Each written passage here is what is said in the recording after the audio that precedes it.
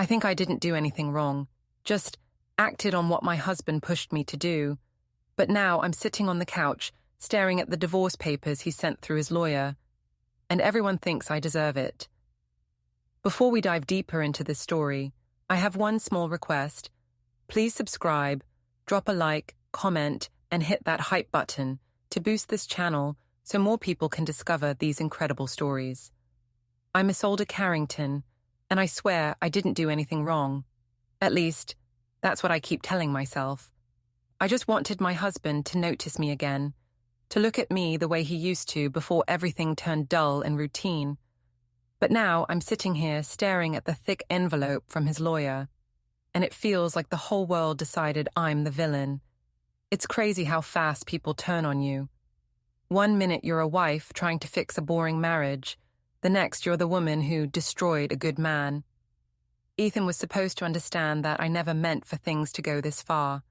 I just wanted him to see what he was losing, maybe get a little jealous, maybe fight for me. That's all. But instead, he went quiet, collected, and then one morning I woke up to find his side of the bed empty and his signature on divorce papers. Everyone says I deserve it. Maybe they're right. Still, I can't stop thinking, if he had loved me the way he should have, none of this would have happened. So maybe I'm not the monster here. Maybe I just made a mistake in the wrong way. It started small, the way most mistakes do. A few quiet evenings, some harmless thoughts I should have ignored, and suddenly everything I had was slipping through my fingers. Back then, I told myself I wasn't unhappy, just unseen. Ethan and I had been married 7 years, and somehow the life we built had started to feel like background noise. He'd come home from the high school tired from coaching, smelling like grass and chalk, muttering something about lesson plans.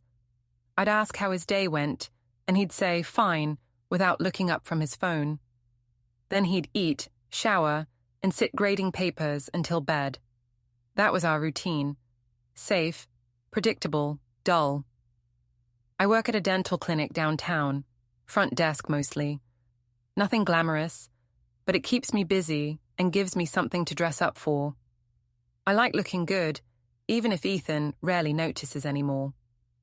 The other women at work, girls really, are always chatting about their lives. New haircuts, boyfriends, weekend plans. I used to laugh along, pretending I had stories too, but mostly I just listened. That's where I first saw him, Zach Avery. He came in with his younger brother, who had a chipped tooth from football practice. Tall, tan, confident. He smiled when I handed him the clipboard, said something about remembering me from Ethan's school. Apparently, Ethan had taught him history a few years back. I laughed politely, told him I was Ethan's wife. He raised an eyebrow like he couldn't believe it. Didn't expect Coach Carrington to have a wife like you, he'd said. Not rude, just teasing. Still, it stuck in my head all day. That night, I told Ethan someone from his old team came by the clinic. He just said, "Oh yeah? Which one?" without even glancing up. When I said Zach Avery, he nodded. Good kid. Works construction now, I think. Then he went back to grading. I remember staring at him for a long time, waiting for something more. Jealousy, interest, anything. But he didn't even ask what Zach looked like. That's when I first felt it. That little sting of invisibility. It's not that Ethan was cruel. He was steady, patient, responsible. But somewhere along the way, he'd stopped really seeing me. I told myself it wasn't wrong to want his attention back. Every woman wants to feel wanted, right? The next week, Zach came in again to pick up his brother's retainer.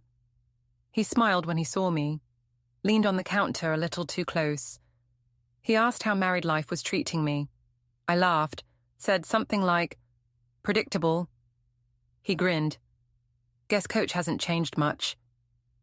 It wasn't flirting, not really, just talking. But when I got home that night, I told Ethan about it, hoping maybe he'd react. He just said, yeah, Zach always was a talker, and went back to chopping vegetables for dinner.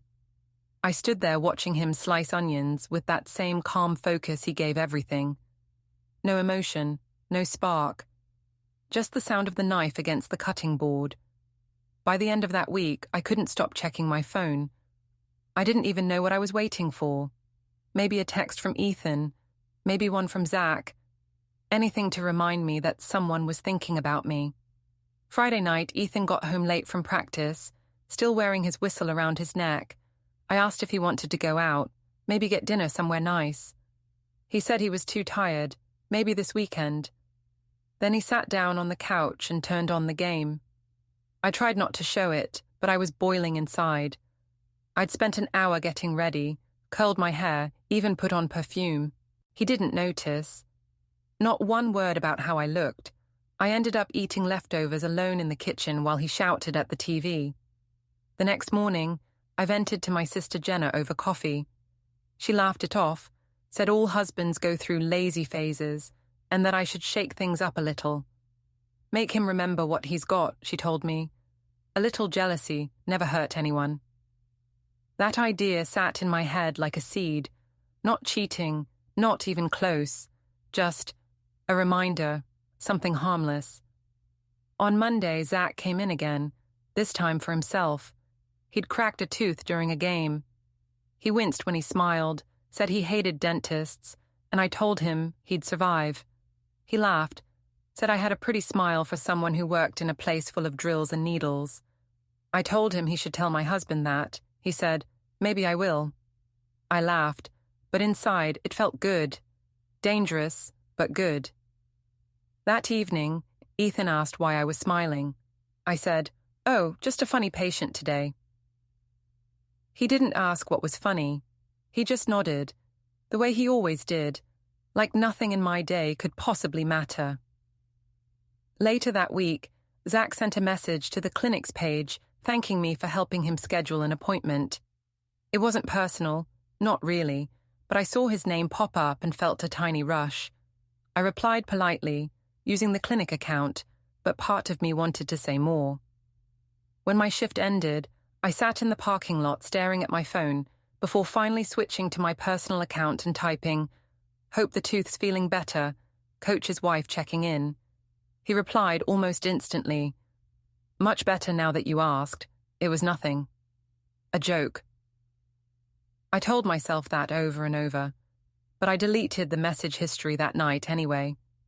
That weekend, Ethan and I went to his mother's for dinner. Martha always looked at me like she was trying to solve a puzzle. She asked if everything was fine at home, which irritated me. Ethan was quiet during dinner, letting her fill the space with stories about neighbors and church events. I smiled, played the part, but inside I wanted to scream. He barely looked at me all evening, just nodded along like a polite guest. When we got home, I asked why he never talked during these dinners. He said, "Because you do enough talking for both of us." I told him that was rude. He said he didn't mean it like that. I told him he always had an excuse for being boring. He looked at me for a long second, then said quietly, "If being boring means not embarrassing my wife, I'll take it." I didn't even understand what he meant then, but the tone made me furious. That night, while he slept, I opened my phone and scrolled to Zach's profile again. He'd posted a photo of himself at the gym. I liked it without thinking.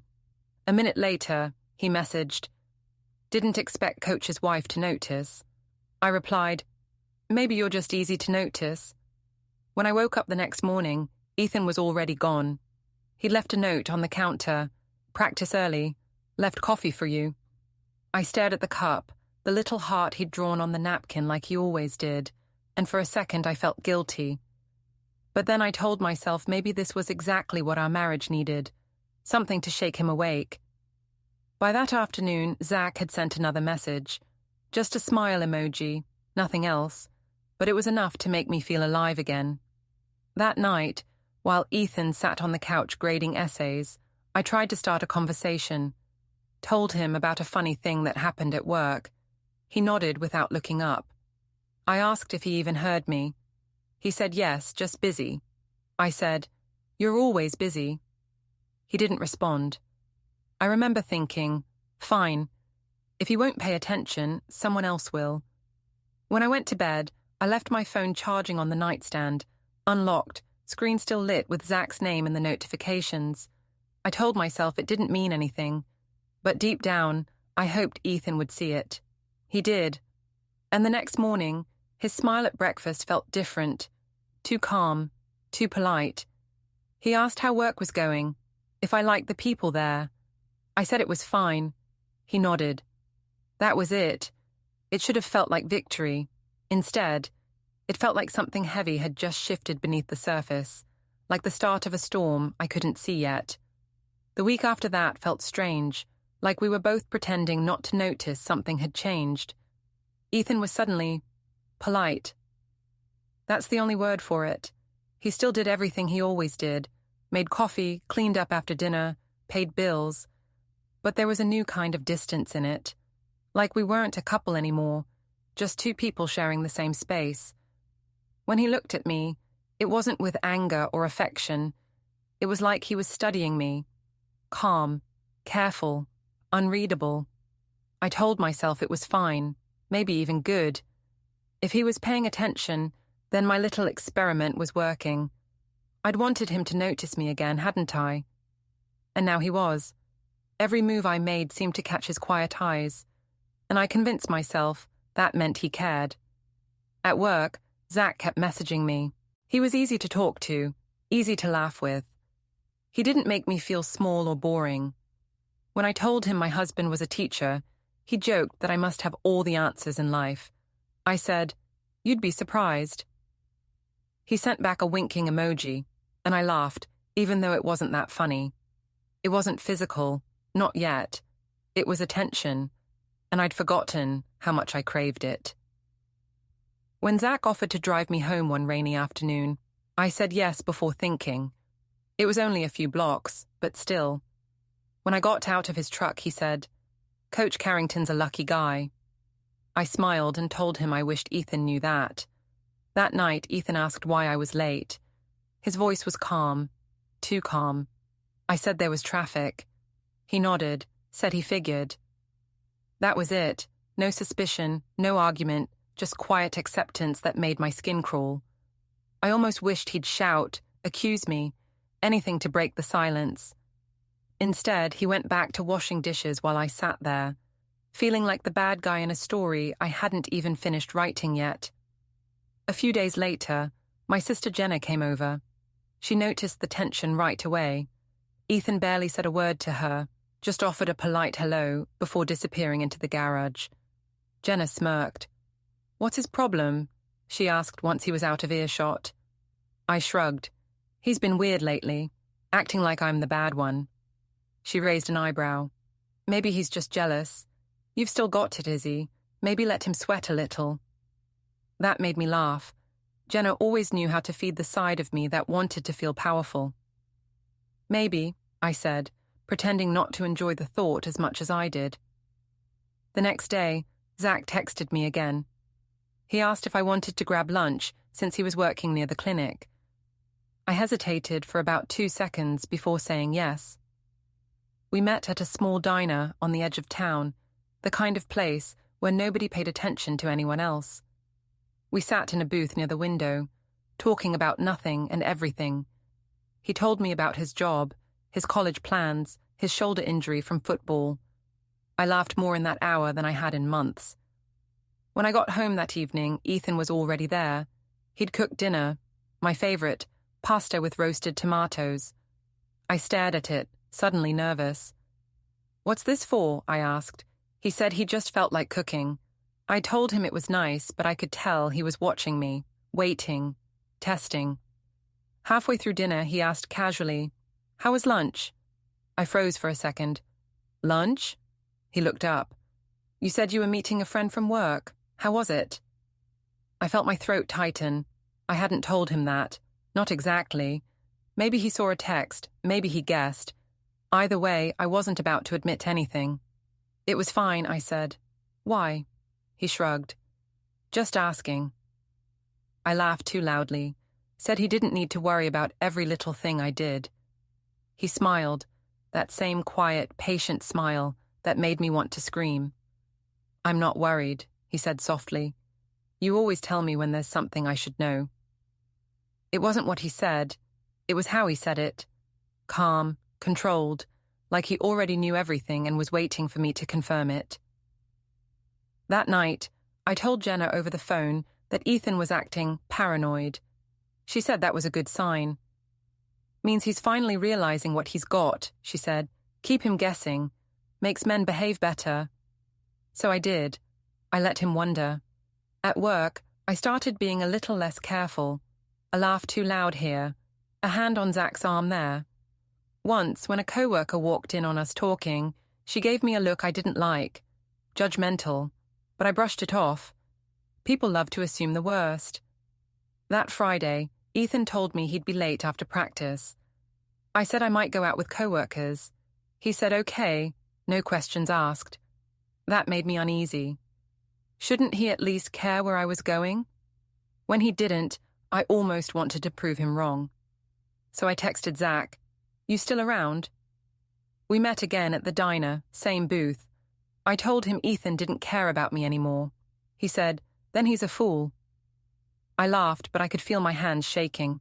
Maybe it was excitement, maybe guilt.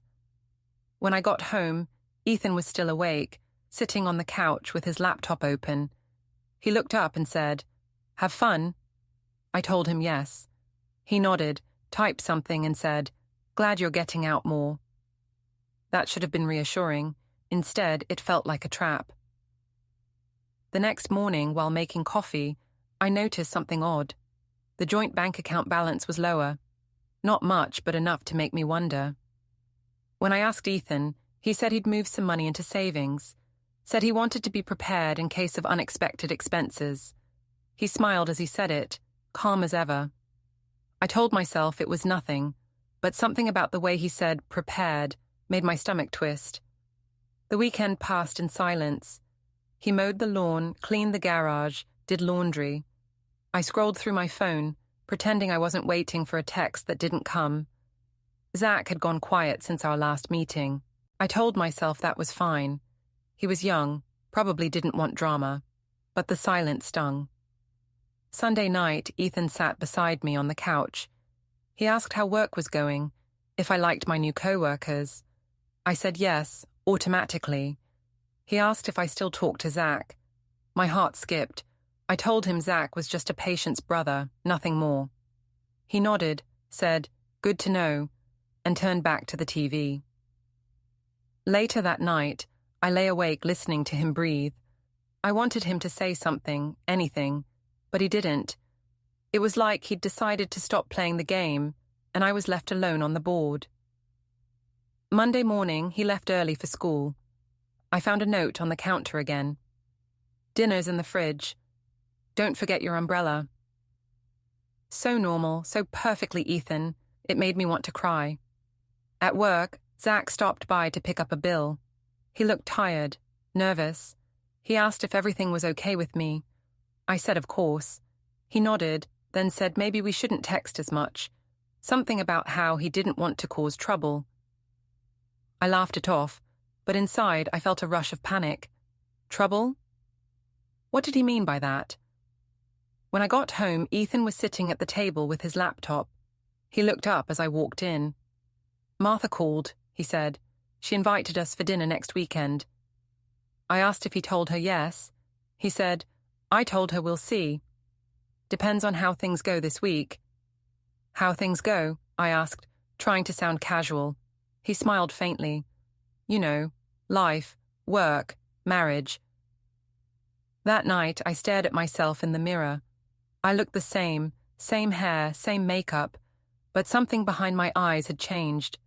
The thrill was fading, replaced by something colder.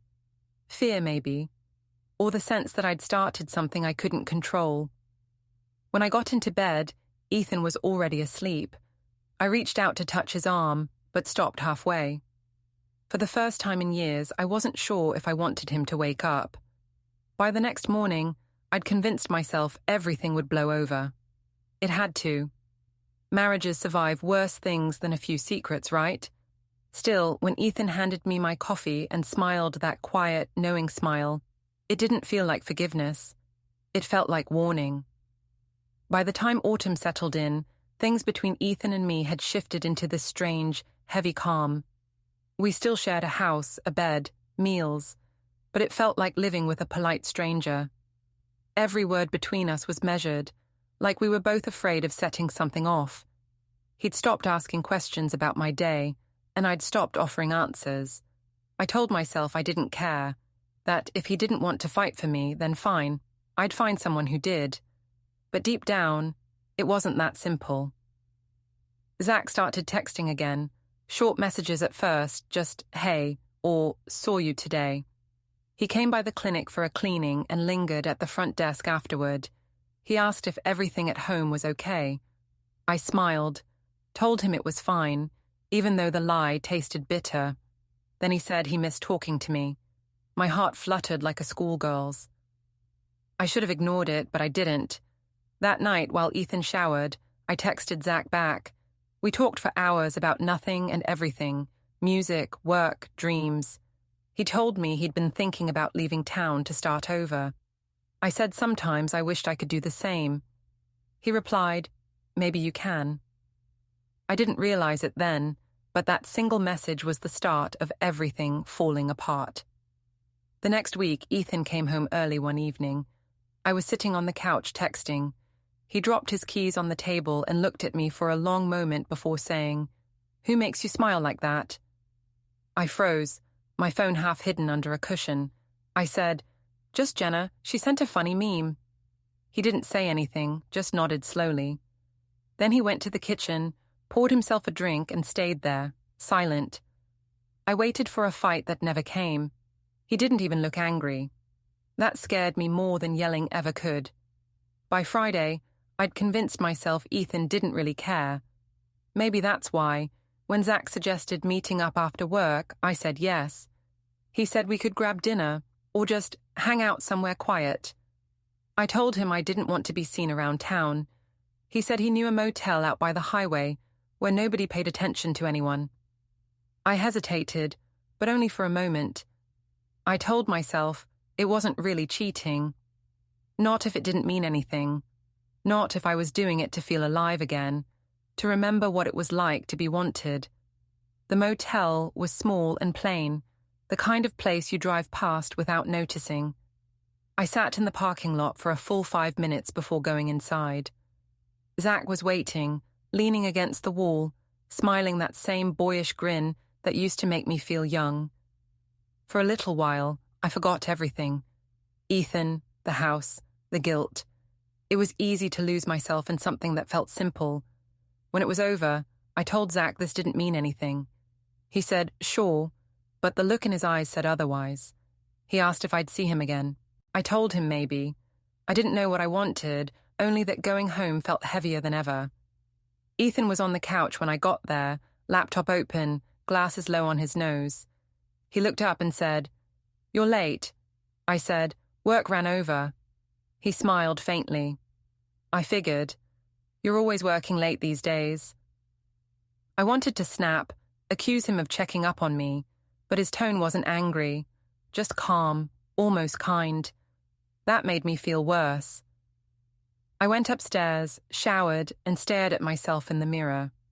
My reflection looked older somehow, tired, guilty. But instead of confessing, I doubled down. The next morning, Ethan made pancakes. He hadn't done that in months. He asked if I wanted to eat outside, said it was a nice day. I sat there across from him, waiting for the argument I thought was coming. But he just talked about his students, how the team might make the playoffs this year. I laughed at the right moments, though my stomach twisted the entire time.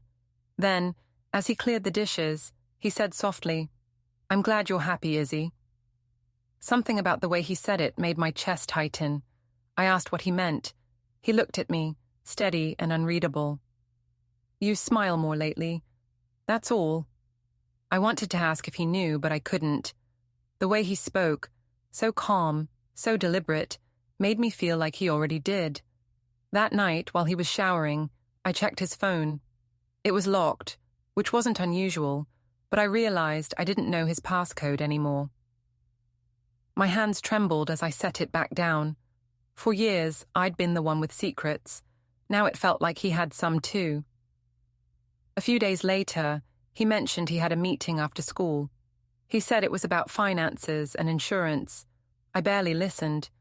But when I checked our joint account later that evening, more money was missing. Thousands this time. I told myself it was for bills, but something in me knew better. Zach started acting distant after that. His messages grew shorter, slower. He said he was busy with work, but I knew it wasn't that. He was pulling away. I tried not to care. I told myself he'd served his purpose, that he'd helped me prove my point. But deep down, I felt abandoned all over again. That weekend, Ethan's mother called. She wanted us to come for Sunday dinner. I said no, I was tired. Ethan said, "That's fine. I'll go alone." I tried to act indifferent, but it stung. He never used to go without me. When he came back that evening, he seemed lighter, peaceful almost. I asked how dinner was. He said it was good, that his mom asked about me. I waited for him to say what he'd told her, but he didn't. He just smiled that quiet, knowing smile again. Later that night, I heard him typing on his laptop in the study. I peeked in. He was scanning documents, his expression calm and focused. I asked what he was working on. He said, "Just organizing things." I wanted to ask, "What things?" But I didn't. Instead, I went back to bed, the sound of the keyboard clicking like distant thunder. The next morning, there was an envelope on the kitchen counter, my name written neatly on the front. I picked it up, half expecting a note or a love letter. Instead, it was a business card from a law firm downtown. No explanation, no note, just that card, like a seed of dread dropped into my day. When Ethan came home that evening, I asked about it. He said he was meeting with a financial advisor, making sure everything was in order. His voice was steady, his eyes unreadable. I tried to laugh it off. "You're acting like we're getting divorced or something." He looked at me, still calm. "Are we?" The question hit like a punch. I didn't know what to say. I stammered something about how marriages go through phases, how I just wanted things to feel exciting again. He nodded slowly, then said, "Excitement's easy. Stability takes work." I told him not to talk to me like one of his students. He didn't answer. He just went upstairs. That night, I couldn't sleep. Every time I closed my eyes, I saw that law firm's name. By morning, I'd convinced myself I was overreacting. He wouldn't really do anything. He wasn't that type. But when I went to make breakfast, the envelope was gone. Later that day, I tried texting Zach. No response. Tried again that night, still nothing. His number stopped showing a read receipt. I sat on the edge of the bed, staring at the blank screen, realizing I'd burned every bridge without even meaning to. Ethan came in quietly, got into bed, and turned off the light. I wanted to ask if he still loved me, but I couldn't find the courage. The silence between us was no longer empty. It was full of something I couldn't name yet. But I knew whatever it was already too late to stop it.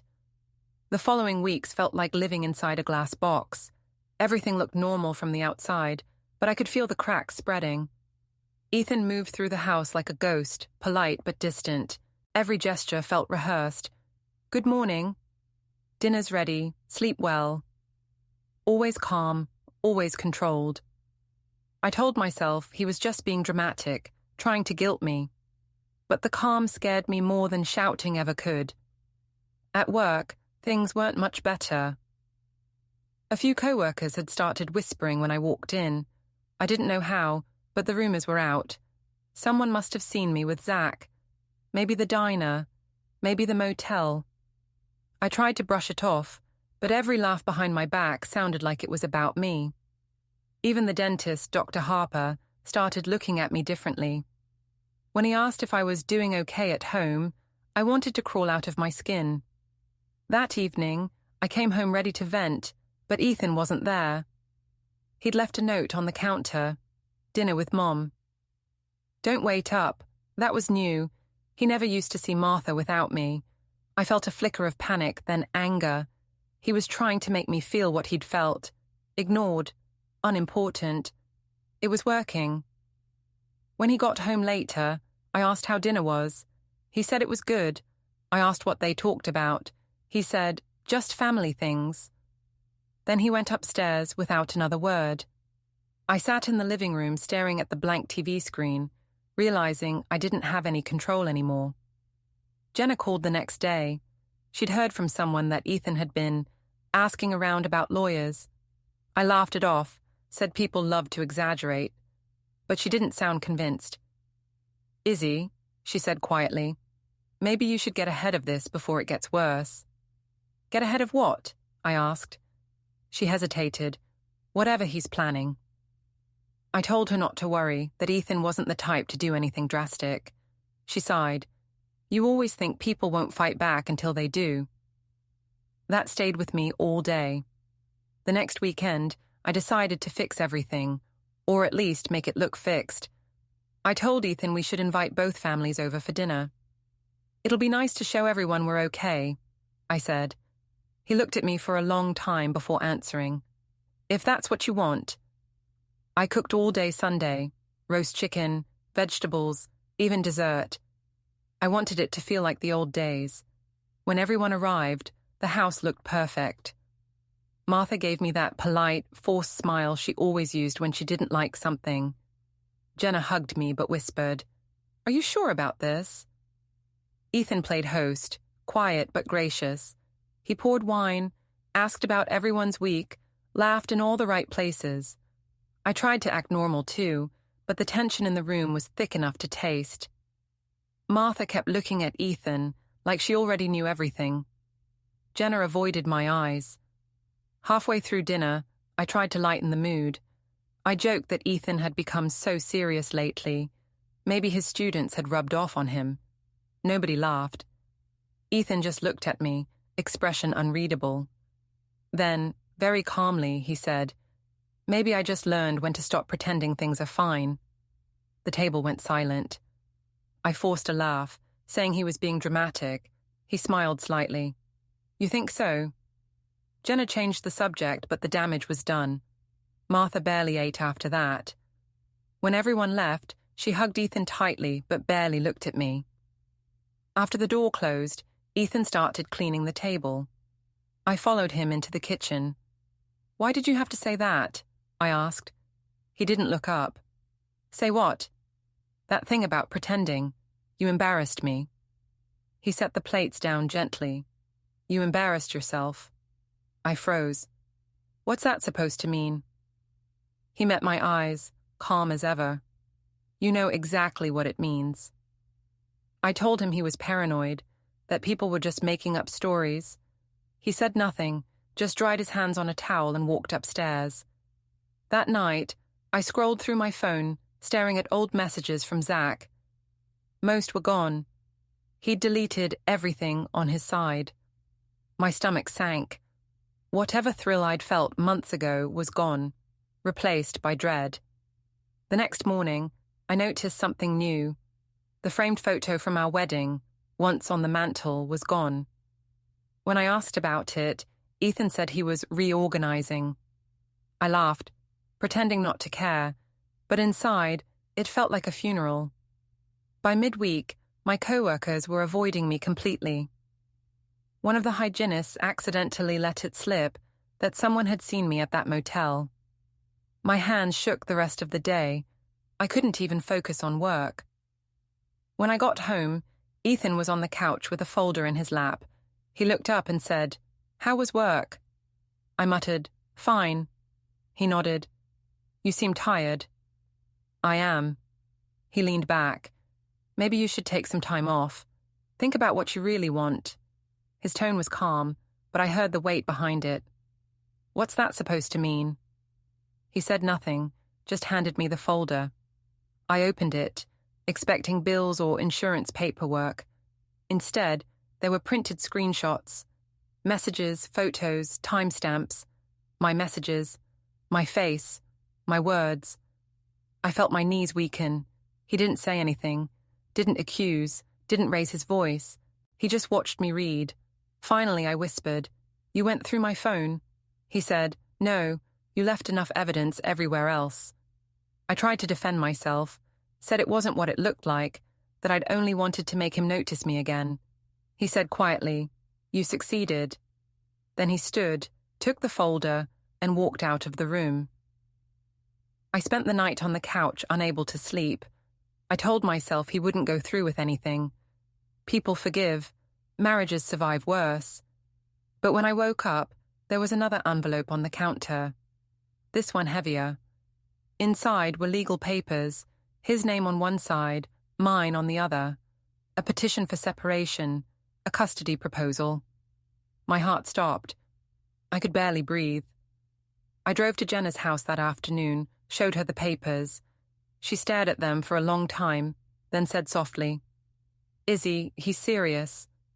I told her it wasn't fair, that I didn't deserve this. She sighed. "You always think you're the victim, but maybe this time you should look at what you actually did." I snapped, told her she didn't understand. She said maybe she understood better than I thought. That was the last time we spoke for a while. When I got home, Ethan was sitting at the kitchen table, calm as always. He looked up as I walked in and said, "Did you get my message?" I asked what message. He nodded toward the papers in my hand. "That one." I told him he couldn't just end everything like this. He said, "I'm not ending anything. I'm just making things official." I started crying, saying I never meant to hurt him, that it was all a mistake. He watched quietly, then said, "A mistake ends when you stop repeating it." He stood, took his jacket, and left. That night, I sat in the dark living room staring at the empty space where our wedding photo used to be. The house felt bigger than ever, hollow in a way I'd never noticed before. For the first time, I realized Ethan wasn't bluffing. He wasn't angry, he was done. And the worst part wasn't losing him. It was realizing he'd won without even raising his voice. The day everything finally broke apart didn't look dramatic. It wasn't a screaming match or a slammed door. It was quiet, the kind of quiet that makes you realize there's no way back. I woke up to the sound of Maya humming in her room, soft and off-key. Ethan was already gone. He'd been leaving early for weeks now, saying he had meetings or paperwork at school. I didn't even ask anymore. The coffee pot was half full, a mug waiting for me like always. That small gesture used to mean love. Now it felt like pity. On the table, there was another envelope, this time thick and official, with the same law firm's name printed neatly in the corner. I didn't open it right away. I just stared at it, my hands trembling. I already knew what it was. When I finally tore it open, my stomach turned. Divorce papers, custody filings, asset division.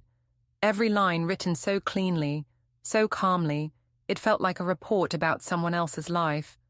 There were screenshots of messages, printouts of bank statements, even a note from a witness confirming my meetings with Zach.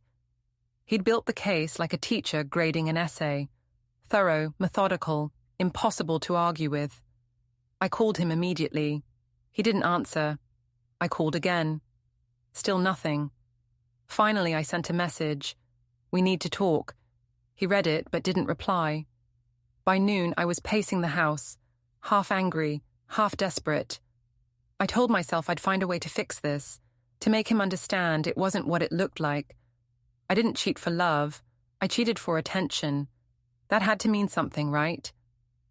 When I picked up Maya from school later that day, her teacher pulled me aside.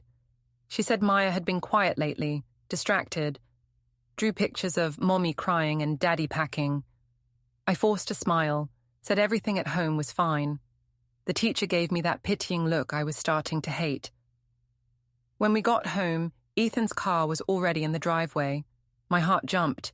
Maybe he'd changed his mind. Maybe this was his way of coming back, of giving us another chance. He was in the living room, dressed neatly, sitting at the table with a stack of papers in front of him. His expression was calm, almost gentle. That calmness again, it terrified me more than rage ever could. I said, "We need to talk about this." He nodded. That's why I came home early. I sat across from him, clutching the papers.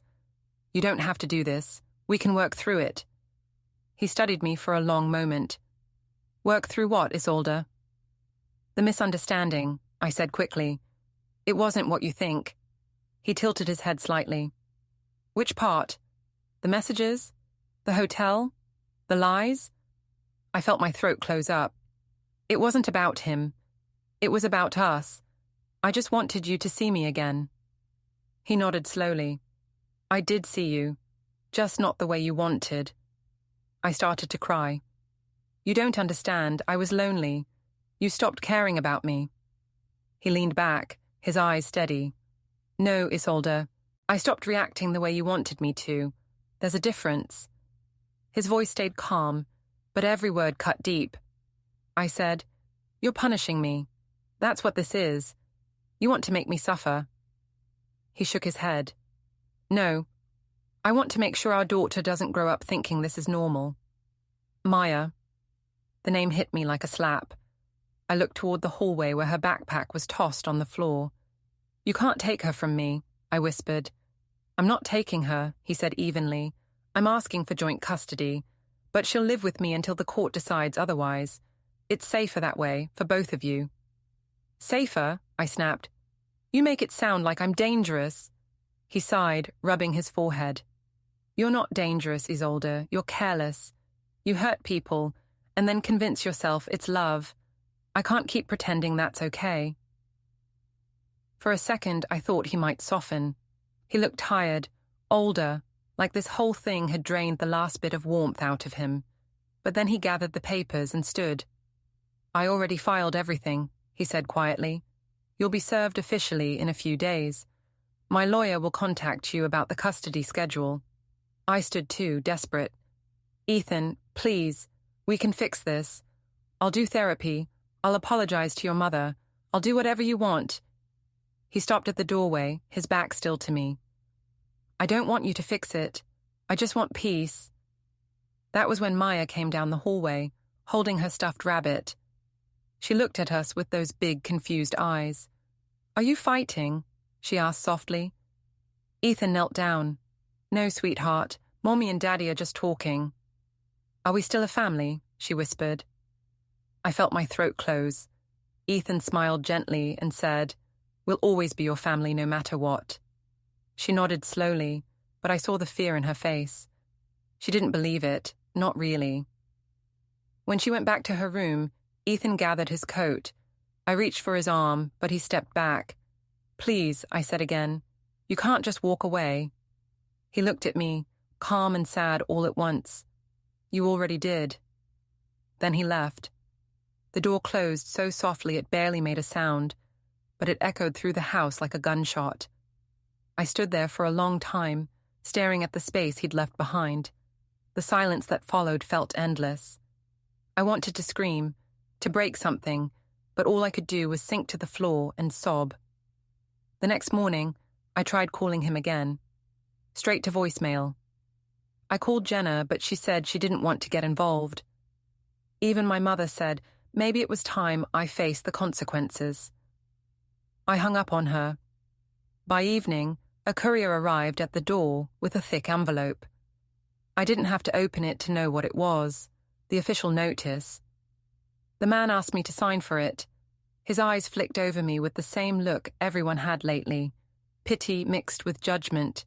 I signed, closed the door, and slid down to the floor with the envelope clutched to my chest. My hands were shaking so badly I could barely breathe. That night, I poured a glass of wine and sat at the dining table staring at the papers. Every word on those pages was proof of how far I'd fallen. Every signature of his felt like a final goodbye. I told myself it wasn't fair, that he should have forgiven me, that marriages are supposed to survive mistakes. But deep down, I knew the truth. He hadn't destroyed anything. I had. Around midnight, I finally went upstairs to check on Maya. She was asleep, clutching her rabbit, her little brow furrowed. I sat beside her, brushing a strand of hair from her face. She stirred and mumbled something I could barely make out. It sounded like Daddy. I sat there until the sun started to rise, the house so quiet it felt like it was holding its breath. By morning, there was a knock at the door. It was Ethan again, wearing the same calm expression. I thought for one insane second that he'd come back. Instead, he said softly, "I'm here for Maya." I wanted to argue, to beg, but I didn't. I just stood there, frozen, watching as he gathered her things with that same quiet efficiency. When he turned to leave, he paused by the door. "You always wanted me to notice you, Isolde," he said, voice steady. "I just did, for the last time." And then he was gone. The house stayed still after that, like it was waiting for me to finally understand. And I did. I'd spent years trying to make Ethan feel small, trying to control how he loved me. But in the end, he didn't need revenge. His silence was enough. The papers sat on the table, neat and official, marking the end of everything I thought I could manipulate. And for the first time since all this began, I realized the truth I'd been running from. He hadn't left me because I cheated. He left because I refused to see the difference between love and power.